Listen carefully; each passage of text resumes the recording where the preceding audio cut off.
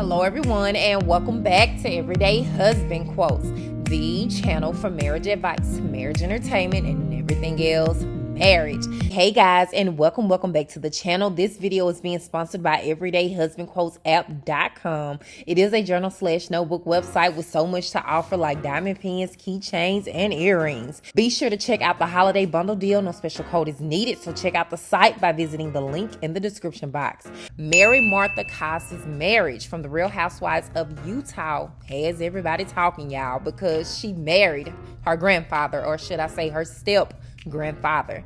But the tales of secrets as to why this happened in the first place is even creepier than you think, y'all. So in order for Martha to inherit the family business, the family churches, and the family fortunes, she had to marry her late grandmother's husband, Bishop Robert Cosby Sr, which is her current husband.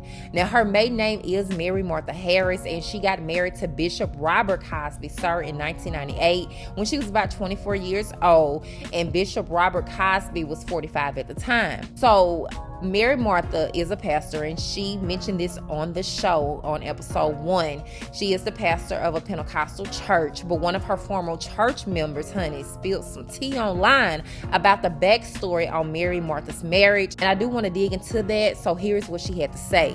She says that since Martha Cosby is bold enough to put herself out there, I'm obligated to tell my story. She says that my family is from Indianapolis, and we attended Faith Temple Pentecostal Church on Garfield Drive. There are two churches. The original is Salt Lake City, and the second one is in Indianapolis. The pastor was Rosemary Redmond Cosby, who is Martha's blood grandmother. Now, Rosemary then married Robert Cosby, Martha's grandfather or step-grandfather, but again, they don't have any blood relation.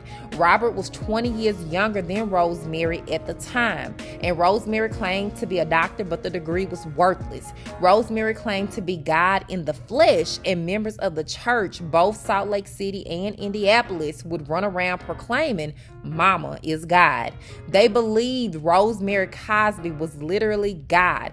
Rosemary Cosby was a fraud, like many Pentecostals. She used church funds to open Rosie's balloon shop. She says that Rosalind is Martha's mother. She also used the funds to open a mortgage company. She used the funds to open a barbershop, a beauty salon, the Plantation restaurant, and a bookstore, all in Salt Lake City. And when it comes to Indianapolis, she opened King's Copy, which is a knockoff off of Kinko's. She also says that Rosemary Cosby died in 1998, but if we saw episode 1, we see that Martha said that her grandmother died in 1997. Now, the former church member continues to say that Robert did proclaim to the church in Salt Lake City that God instructed him to marry Martha, which is his granddaughter. And she said that chaos ensued Rosemary's granddaughter. Rosemary had millions of dollars, and Martha was all too eager to step in and amass the fortune. She also says that Martha is about 20 years younger than Robert Cosby, which is her husband, and also that the two churches split. Half went to Martha's mother, Rosalind, and the other half stayed with Martha.